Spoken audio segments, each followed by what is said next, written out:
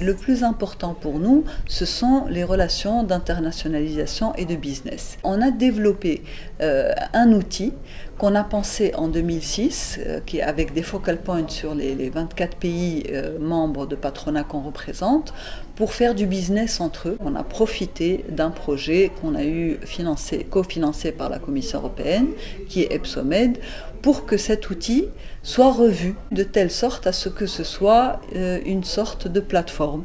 Alors maintenant, la plateforme, elle fait que nous pouvons faire du business en ligne.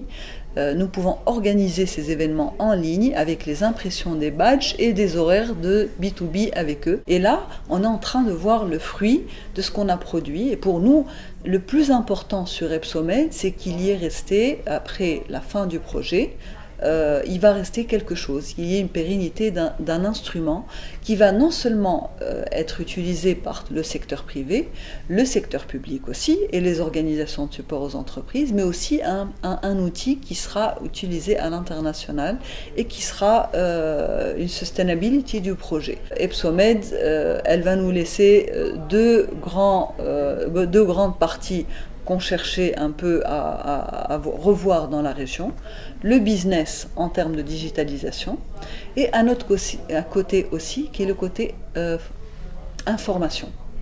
Et d'où pour nous l'importance d'avoir des journalistes et d'avoir inclus les promotional campaigns dans toutes les activités qu'on fait. Donc le projet EPSOMED, on l'a pensé en 2017 en essayant d'inclure toutes les problématiques qu'on a vues dans la région après la révolution et après ce qui s'est passé, c'est-à-dire nos administrations, autant publiques que privées, les renforcer, aider nos membres, appuyer le secteur privé. Mais à la fin, on est sorti avec des résultats et le 16 juin prochain à Bruxelles, on va faire la clôture du projet et présenter quelques success stories de par les membres de nos membres, de par des entreprises, de par des startups, de par des organisations de support aux entreprises, mais aussi de par les instruments que nous avons créés en termes de tools et de plateformes sur ça. Je dirais que le Maroc est un des pays qui a le plus bénéficié du projet EPSOMED. C'est de bons élèves sur ça. Et pour les pays du Nord, les Italiens. Les Italiens ont profité pour faire beaucoup de business à travers les plateformes que nous avons eues.